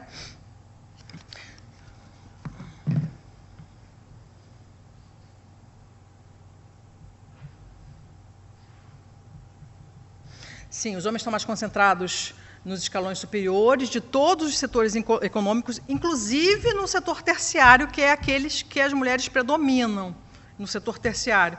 Então, quando a gente começa a olhar para as carreiras do setor terciário, os cargos de gerência, chefia, presidência, quem está lá são os homens, não são as mulheres. Okay? Porque eles não têm o teto de vidro atrapalhando a vida, né?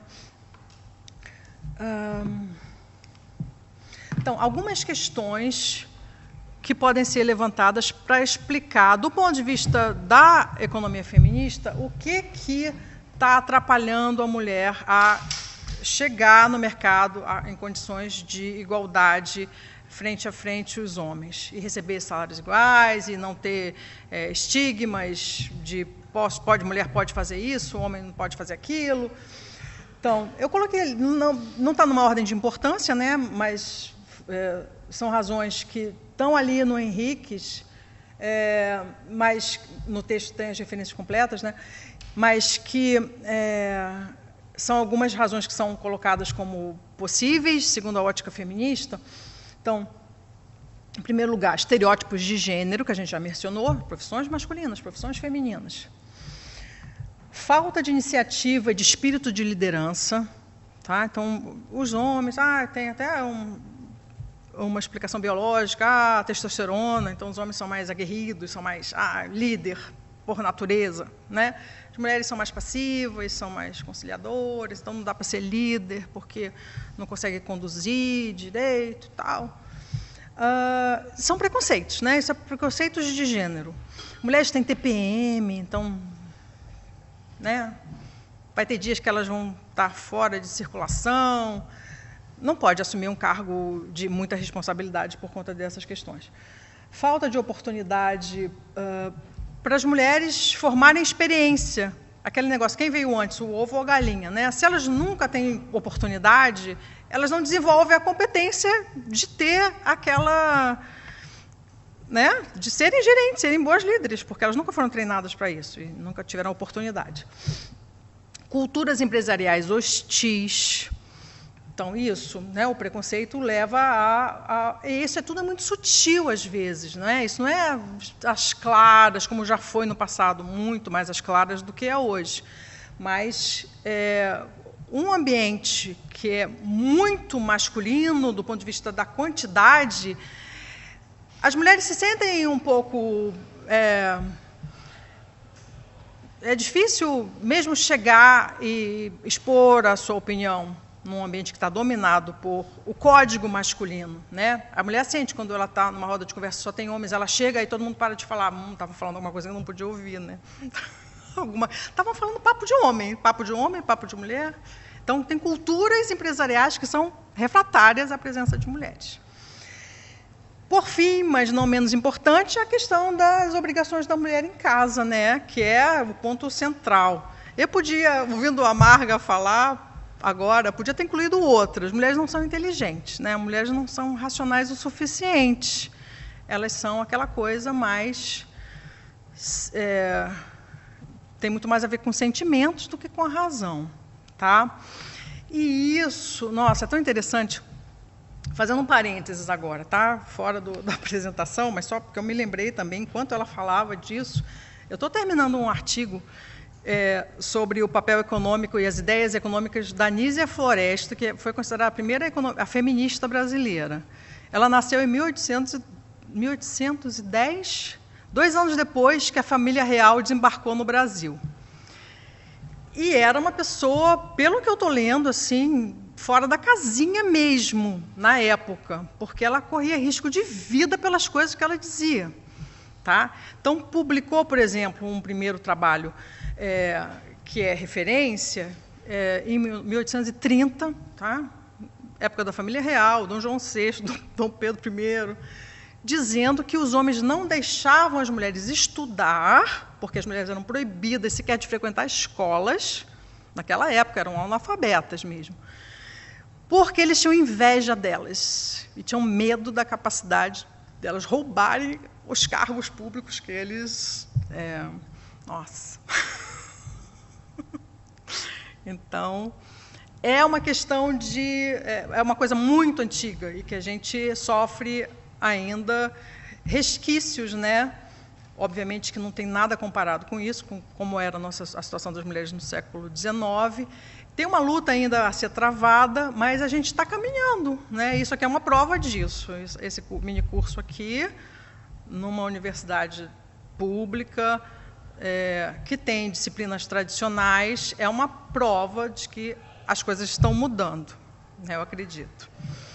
Então, é isso. Muito obrigada.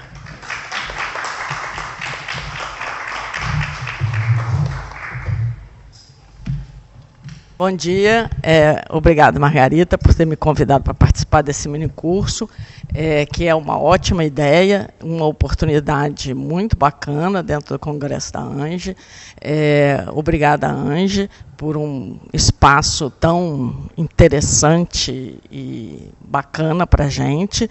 Em relação, só fazendo um comentário em relação ao Prêmio Nobel, acho que agora, dentro da economia, não vai ser mais possível dizer que desigualdade de gênero não é uma linha de pesquisa em economia, que desigualdade de gênero, discutir desigualdade de gênero não é economia, acho que isso não vai dar mais para fazer.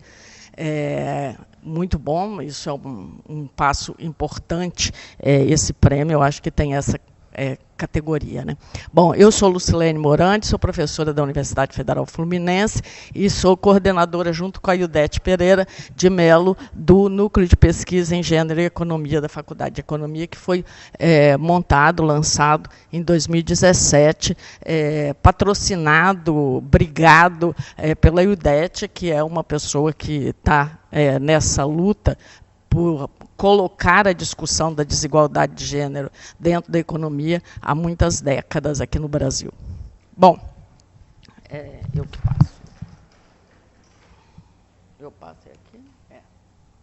Bom, complementando, então, o que a Brena e a Margarita falaram, Eu vou falar um pouco mais de dados e vou apresentar no final alguns resultados, assim, vou pular algumas coisas para dar tempo para a gente discutir depois.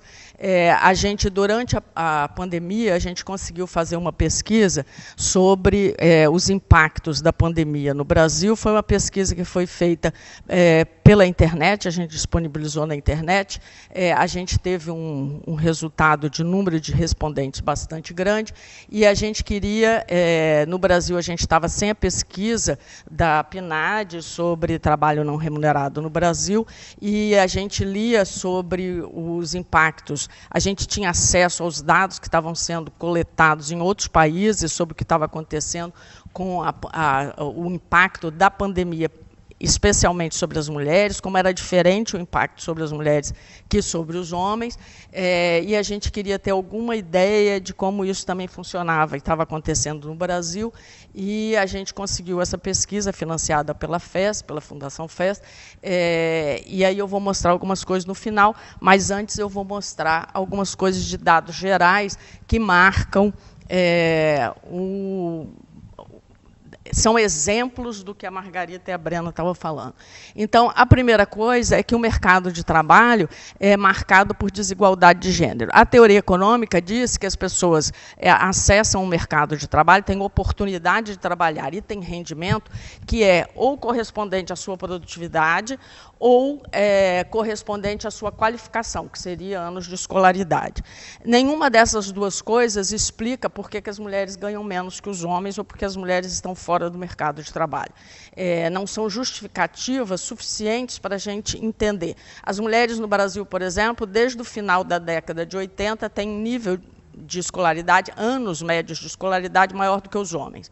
As mulheres estão em maioria nas universidades brasileiras. Agora, a gente tem essa distribuição horizontal diferente que a Brena estava falando, que é as mulheres estarem mais frequentemente em cursos, né, ligados a cuidados. Medicina, mesmo medicina, as mulheres hoje são maioria em várias áreas da medicina. As áreas que estão perdendo rendimento. As áreas com maior ganho profissional não é de maioria de mulheres, né? Então, o mercado de trabalho é marcado por desigualdade, e aí aqui a gente tem dados da PNAD, do IBGE, a participação, taxa de participação de pessoas de 14 anos ou mais, segundo o sexo no Brasil, e aí a gente vê que a taxa de participação é muito desigual. Então, por que as mulheres estão menos presentes no mercado de trabalho, né? A Brena estava falando, no meio da fala dela, eu lembrei de uma coisa que, quando eu era criança, me perguntavam. Sua mãe faz o quê? E aí muitas crianças respondiam, minha mãe não trabalha, ela é dona de casa. Ou seja, trabalho de casa não é trabalho. Então, uma das primeiras coisas que a economia feminista buscou mostrar é que isso é trabalho e tentar mostrar que é trabalho porque gera riqueza. As estimativas sobre se a gente desse valor ao trabalho não remunerado e de cuidados realizado dentro das famílias de forma não remunerada em todo o mundo, esse trabalho representaria entre 15% e 30% do PIB, dependendo do país que a gente estiver analisando, mas fica entre 15% e 30% do PIB. Ou seja, se a gente incorporasse a produção de riqueza gerada nos lares, hoje no Brasil, o PIB brasileiro, as estimativas que a gente tem, aumentaria em torno de 15%. Então, o PIB que vocês estão vendo é não real. Essa que é uma questão importante. E se a gente não está no PIB, a gente não está nas diretrizes de política macroeconômica. Então, a gente está fora. Então, essa que é a discussão de incluir a desigualdade de gênero na discussão de política econômica, é porque isso vai fazer diferença para as pessoas. E aí, essa história de, minha mãe não trabalha, eu achava ótimo, porque eu nunca respondia que ela não trabalha. Minha mãe era costureira, e eu dizia, ela é costureira, ela trabalhava em casa, mas eu gostava muito de não dizer que ela não trabalha. E eu ficava meio irritada com isso. Então, já era uma noção, eu já era feminista sem saber, né? Bom, as mulheres participam em menor proporção no mercado de trabalho, e quando a gente faz a estratificação do mercado de trabalho, a gente vai ver que as mulheres estão mais representadas em setores mais precarizados. Trabalho, como a Brena falou, trabalho com tempo flexível, geralmente tem rendimento menor. Elas estão mais frequentemente em trabalhos de meio expediente, porque o outro expediente elas estão ficando com os filhos. Então, isso é uma questão importante. E elas estando em trabalhos mais precários, elas também têm... Porque esse impacto não é só durante a vida das mulheres. Elas estão menos financeiramente mais dependentes. Ou porque não podem trabalhar porque têm filhos, ou porque trabalham e têm uma renda menor. Isso também se repercute na aposentadoria dessas mulheres. As mulheres vão ter aposentadorias com salários médios menores, né? No mundo todo, 15% das mulheres gostariam de trabalhar, mas não têm emprego, e os homens, essa proporção cai para 10,5%. E nos países de menor renda, isso piora muito, porque, no geral, os países de menor renda têm menor serviço público de atendimento a cuidados, como creches de tempo integral, ou de pelo menos meio expediente, escolas de tempo integral. No Brasil, por exemplo, as crianças até 3 anos, só 30% das crianças são atendidas por creches. Boa parte disso é creche privada, e se a gente olha as creches públicas, o percentual de creches de tempo integral é ridiculamente baixo. No geral, as creches municipais cobrem em torno de 4 horas. Você deixa a criança às 7h30 da manhã e pega 11h30. Quem é que trabalha de 8 às 11? Não conheço esse trabalho, né? Como eu digo, dá tempo da mulher ir ao banheiro e lavar o cabelo, nada mais, ou ir ao mercado. Essa diferença aumenta, então, nos países de baixa renda, quase 1/4 das mulheres gostariam de trabalhar, mas não podem, contra 17% dos homens. Então, a gente poderia ver que 17% pode ser a questão econômica, baixa produção, crise econômica, e etc. Mas a diferença entre homens e mulheres tem a ver com gênero e não com questões econômicas. Elas são mais afetadas pelas responsabilidades. Aqui eu botei trabalho de cuidado e não remunerado, porque o IBGE separa afazeres domésticos de trabalhos de cuidados, e como a Brena falou, tem muita gente já, uma parte da teoria que chama tudo de cuidados, é a que eu gosto mais, porque, na verdade, fazer comida, lavar roupa, não deixa de ser cuidar de alguém, né? O trabalho... Esse trabalho não remunerado, ele prejudica contratação, procurar emprego, estar disponível para participar do mercado de trabalho. Então, eu vou mostrar aqui, eu pulei um gráfico, 4. Aqui a gente tem a taxa de desemprego por sexo no Brasil, e a gente vê que a taxa de desemprego é maior para as mulheres do que para os homens. E aí, mulheres que gostariam de trabalhar ou procurar um emprego, tem as questões que a Brena estava apresentando. Aqui, a contribuição para a disparidade de renda das mulheres. Então, a gente vê o vermelho a diferença, o gap de ganho por trabalhador, o amarelinho é participação, né, a diferença de participação no mercado de trabalho. Esses dados aqui são para o mundo como um todo, do ILO. E aqui a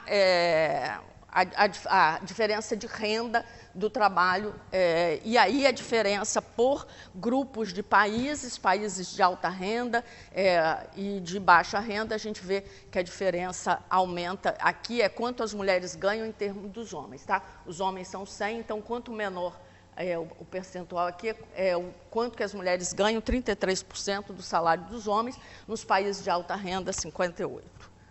Mas, como a Brena falou, não importa o país, a região onde você esteja, religião e etc., vai ser diferente. E aqui que eu queria mostrar que o desempregado procura e está disponível para ser chamado rapidamente. Os homens muito mais do que as mulheres, porque as mulheres, quando elas vão para o mercado de trabalho, elas precisam repassar o trabalho de cuidado para uma terceira pessoa, que geralmente é uma mulher. O homem não precisa fazer esse processo, ele está disponível hoje. Eu estou desempregado, posso trabalhar hoje, porque ele já repassou há muito tempo o trabalho de cuidado para a esposa ou para uma mulher qualquer da família, não importa. Então, as mulheres estão menos disponíveis, ela não está disponível no curto prazo, ou não está procurando por causa disso, que é o azul, muito mais as mulheres do que os homens, e gostaria de trabalhar, mas não está disponível, muito mais mulher do que os homens, porque, no geral, o que está atrapalhando as mulheres é que elas têm cuidado, né? Voltando aqui. As mulheres estão sobre-representadas em empregos vulneráveis, como a gente falou, e a diferença de ganho, que foi o que eu mostrei naquele gráfico lá, para cada $1 ganho pelos homens, quanto que as mulheres ganham aí cents, né? Qual a diferença. Aqui a gente tem a evolução, a redução dessa desigualdade tem acontecido, mas numa proporção muito, muito baixa, muito devagar. Eu tenho um outro gráfico, eu poderia ter botado aqui, que mostra que essa boca vai diminuindo. Eu faço uma estimativa, se continuasse assim, quanto tempo demoraria, e aí a gente vai para século, né, para chegar lá. A última estimativa mundial, se continuar tudo como está, porque a ONU fez uma reavaliação dos objetivos do milênio, agora recentemente, o que não aconteceu, a revisão de meio de período, o que a gente tem que fazer em termos de desequilíbrio ecológico. Todo mundo sabe, a gente está, ao invés de caminhar para lá, a gente caminhou, foi para trás, mas em relação à desigualdade de gênero também piorou. Por incrível que pareça, mundialmente aumentou o período de séculos, quanto tempo a gente vai chegar numa igualdade. Se nada for feito, continuar tudo como está, vai dar mais ou menos quase 200 anos. Então, eu não vou estar aqui para ver, não gostaria disso, né? A brecha de gênero, o rendimento habitual de todos os trabalhos, tem uma queda, como a gente vê aqui, ó, desde 12, né, por período, tem uma queda importante, mas essa queda ela tende a uma horizontalidade. Quando a gente vê um gráfico com mais longo prazo, a gente vê que ela vai tendendo para um chão, e daí parece que ela não embica para baixo, ela vai, em todo o mundo, ela chega numa horizontalidade no final. Bom, uma coisa importante é a gente entender que o trabalho de cuidados é parte essencial da vida, é essencial pelo seguinte: as pessoas não conseguiriam trabalhar 8 horas por dia, 10 horas por dia, se não tivesse alguém cuidando em casa.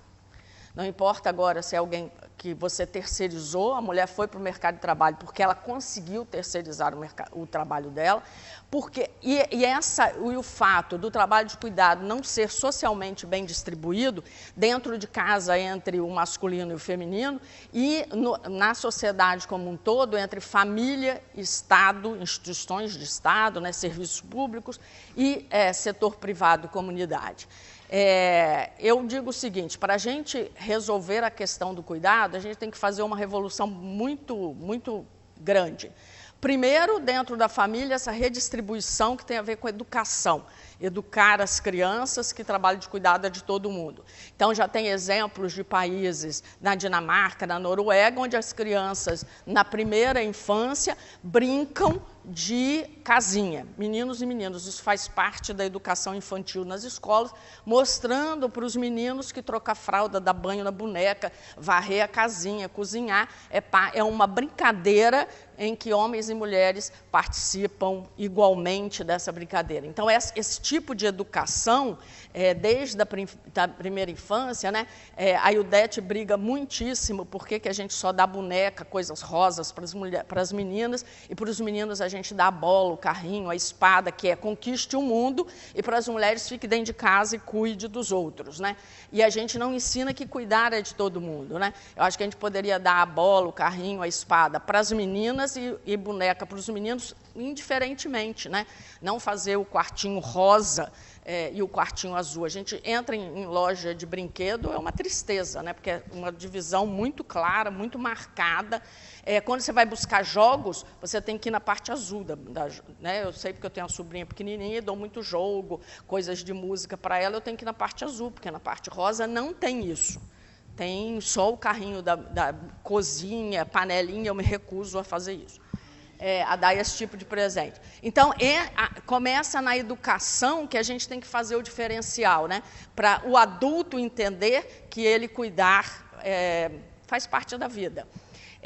Em termos da sociedade, eu acho que o mais importante da economia feminista é pressionar para dizer que cuidar tem que ser universal. Todo mundo tem que cuidar e todo mundo recebe cuidado em alguma parte da vida, ou em várias partes da vida, né?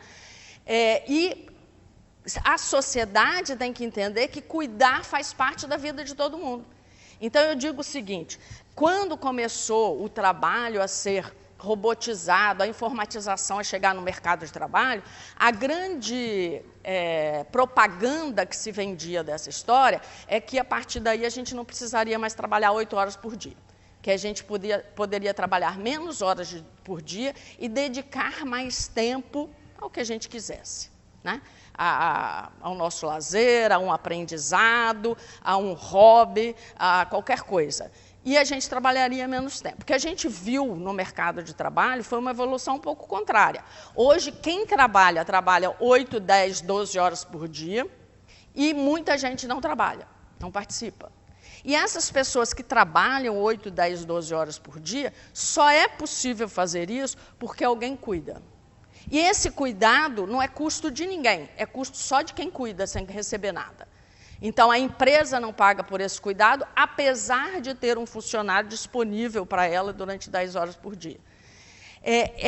Essa divisão, eu acho que tem que passar pelas empresas entenderem que o tempo de trabalho tem que ser mais flexível para homens e mulheres. A diferença, por exemplo, da licença maternidade das mulheres versus a licença paternidade, tem um impacto disso direto no mercado de trabalho para as mulheres.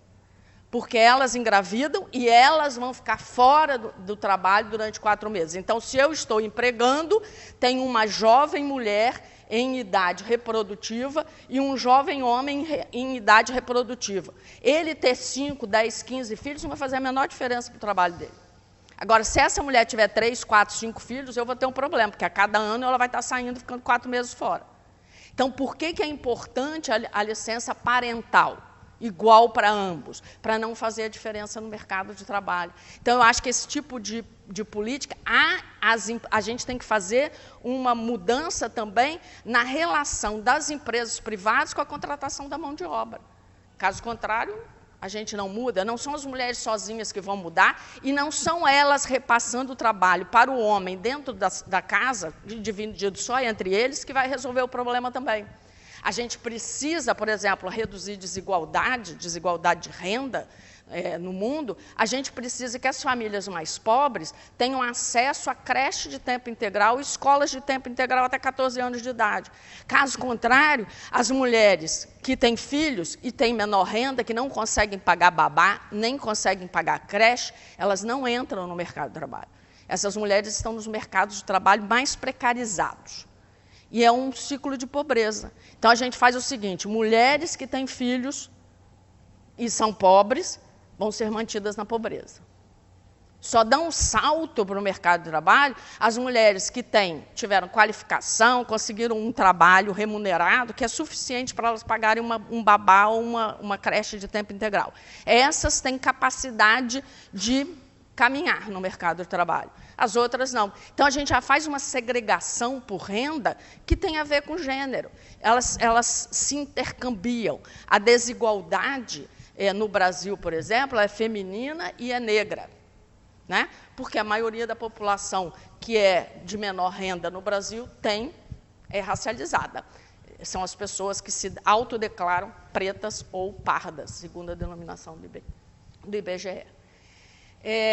O impacto, então, dos cuidados tem uma remuneração menor durante toda a vida, como eu falei, isso tem impacto sobre a remuneração na época da aposentadoria, e as mulheres passam por essa década de cuidado aqui, que vai desde não importa qual a idade das mulheres, elas fazem mais trabalho remunerado. Deixa eu pegar um dado aqui, ó. Média de horas dedicadas às atividades de cuidado da última PNAD, homens e mulheres, a diferença é quase o dobro. E esse aumento aqui, tradicionalmente, os homens gastam 10 horas semanais em trabalhos de cuidado. Esse aumento de 10 para 11, quase 12, ocorreu a partir do momento que o IBGE incluiu pagar contas, mesmo que seja para a internet, como tempo de cuidado. E aí os homens deram um salto. A gente vê aqui que afazeres domésticos, não importa qual a idade, e não importa, depois eu falo de raça, não importa a idade, homens fazem menos trabalho afazeres domésticos que mulher em qualquer idade. Tem vários trabalhos para a América Latina mostrando que as jovens, os meninos entram no mercado de trabalho mais cedo, como aprendiz, e isso dá um impulso para eles no mercado de trabalho, e nessa idade as meninas estão ajudando as mães em casa.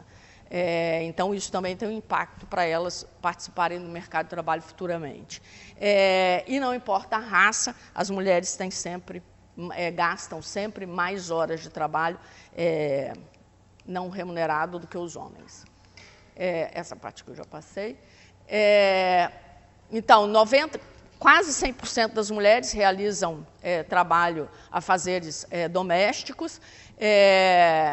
Já falei disso aqui, eu vou pular um pouco, vou passar para frente para eu passar para outros dados. Os dados da PNAD mostram que quem menos realiza são os homens, nessa idade, de 14 a 24 anos, geralmente estão estudando. Quem mais realiza são as mulheres, nas suas idades, geralmente isso aqui coincide com a idade que as mulheres têm filho, a faixa etária onde elas têm mais filho. Os homens fazem mais reparos no domicílio, é o único trabalho não remunerado que eles fazem, maior percentual de homens que mulheres faz isso.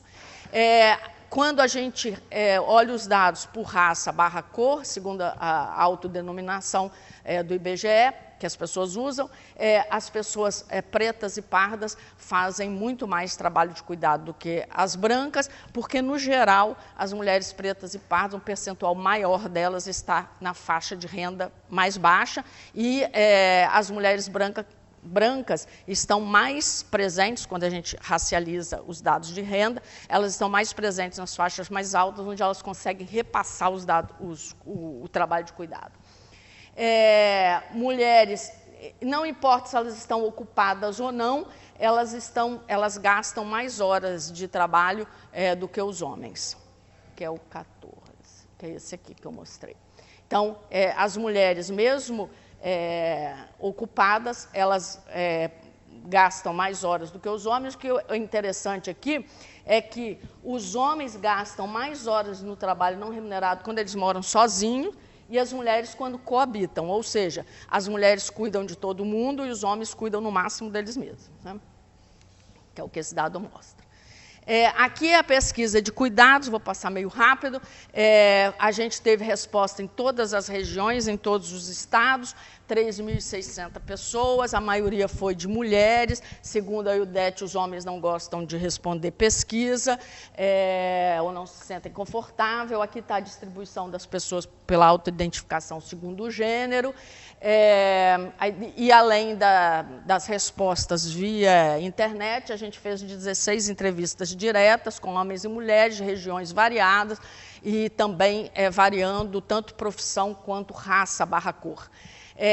As respostas, a maioria das pessoas está com 45 anos ou mais, ou seja, tem uma vida estruturada, a maior parte está casada, reside na área urbana, a maior parte tem filhos acima de 14 anos, então a gente não pegou muita gente com filhos pequenos, tem casa própria, mora com outras pessoas e não sozinho, e tem uma renda média bastante alta aí de 4 mil.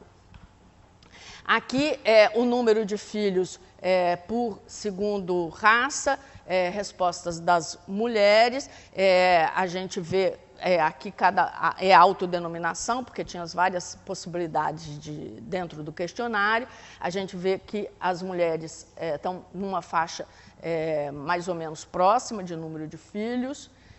A situação ocupacional, a gente pegou muita gente aposentada e trabalhando no setor público ou com carteira assinada, um percentual que é muito diferente para o Brasil, então a gente pegou um grupo mais qualificado e de renda, né, mais alta.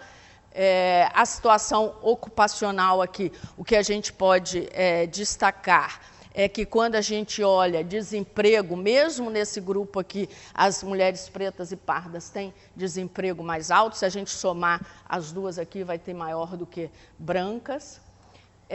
A faixa de renda das mulheres também, apesar da gente ter um grupo, né, com uma renda bastante alta, novamente a desigualdade de raça aparece, mesmo nesse grupo mais privilegiado que a gente conseguiu aí. A gente pode ver que é um grupo privilegiado porque tem um nível de instrução bastante alto, na média. E a pergunta era se a pessoa contratava alguém para fazer os afazeres domésticos. A maior parte não contratava, e quando contratava, estava bem distribuído em 3, 2 vezes, uma vez a cada 15 dias. E de quem os respondentes cuidavam, a maior parte cuidava de mãe, depois vem filhos. O interessante aqui é que marido é mais cuidado do que esposa, então, novamente, as mulheres cuidam mais do que os homens, isso apareceu em vários dados, foi interessante. De quem recebe ajuda, cuida sozinha, a maioria, ou de outra pessoa da família, e aí as mulheres ajudam mais quando os homens respondem, eles são mais ajudados pelas mulheres do que os homens do que as mulheres são ajudadas pelos homens. Aqui são as mulheres que cuidam, né, que prestam cuidado. Novamente, isso aqui bate bem com a PNAD, pretas e pardas cuidam mais do que mulheres brancas. Motivos apontados para redução de renda na época da pandemia, se foi a empresa fechou, se vai voltar, que era uma questão importante sobre o retorno no mercado de trabalho, e aí uma parte significativa ficou sem renda temporária, por motivos variados, que também era esse percentual que ficou próximo dos dados do IBGE à época. Dificuldades para realizar trabalho remoto. Dentro desse grupo aqui, pouca gente teve problemas, mas o maior problema foi dividir o tempo entre trabalho remunerado e o trabalho de casa e de cuidados, que era o dado que aparecia para as pesquisas, para outros países que estavam fazendo pesquisas recorrentes durante o período da pandemia. Aqui são as mulheres que tiveram variação de renda no período, e aqui não, a maioria que não teve foram mulheres brancas, e quando a gente olha o percentual, as maiores variações foram para as mulheres pretas e indígenas.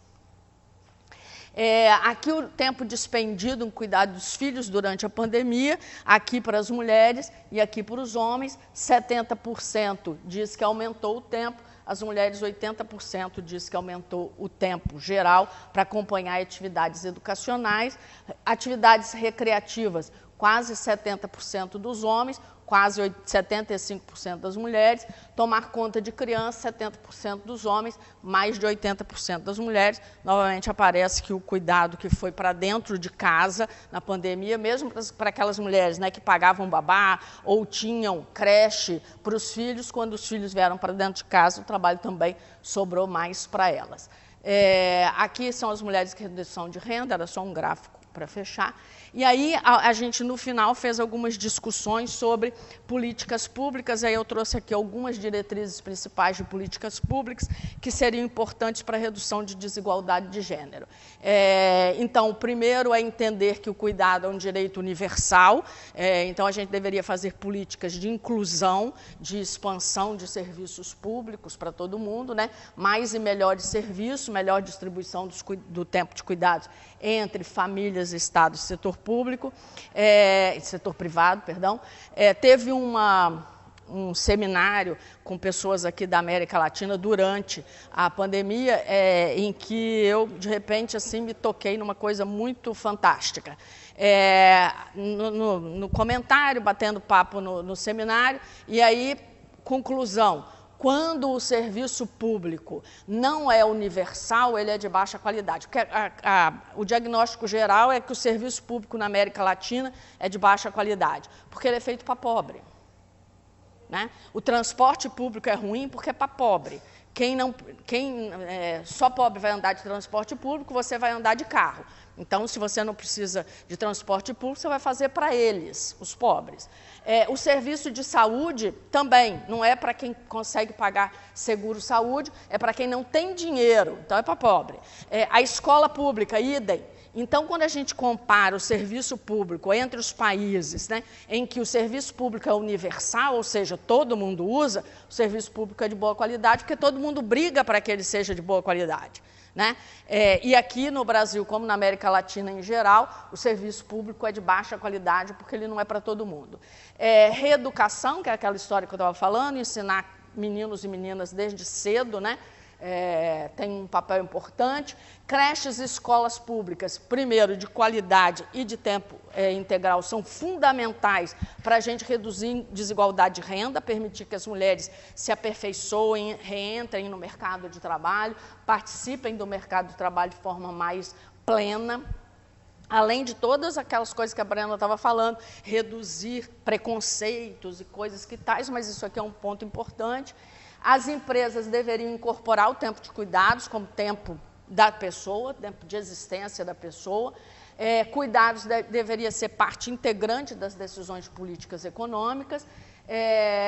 Precisamos de estatísticas, né, melhores, universalizar serviços de cuidados, licenças parentais, políticas de reintegração de jovens mães e mulheres no mercado de trabalho. Tem vários países que estão fazendo isso é importante.